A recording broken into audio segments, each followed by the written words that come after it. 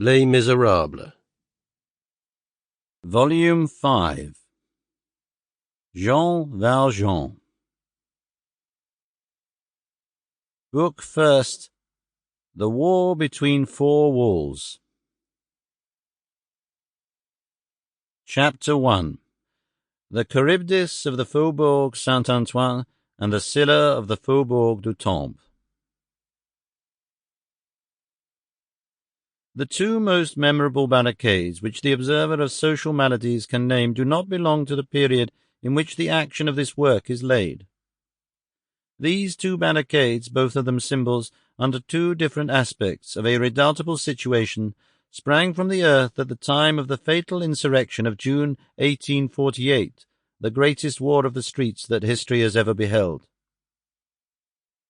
It sometimes happens that, even contrary to principles, even contrary to liberty, equality, and fraternity, even contrary to the universal vote, even contrary to the government, by all for all, from depths of its anguish, of its disgorgements and its destructions, of its fevers, of its distresses, of its miasmas, of its ignorances, of its darkness, that great and despairing body, the rabble, protests against, and that the populace wages battle against, the people.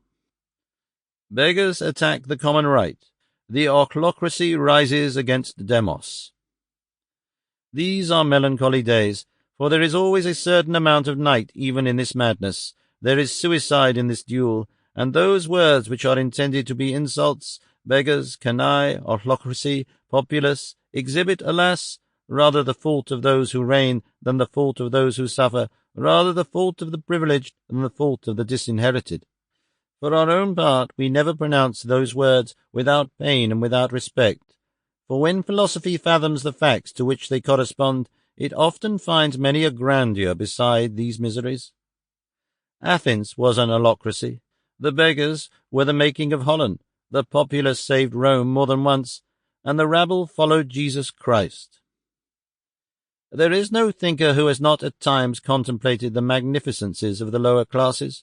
It was of this rabble that St. Jerome was thinking, no doubt, and of all these poor people and all these vagabonds and all these miserable people whence sprang the apostles and the martyrs, when he uttered this mysterious saying, Fex urbis lex orbis, the dregs of the city, the law of the earth.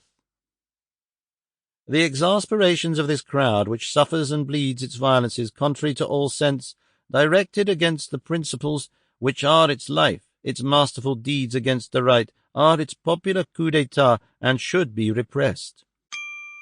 Sample complete. Ready to continue?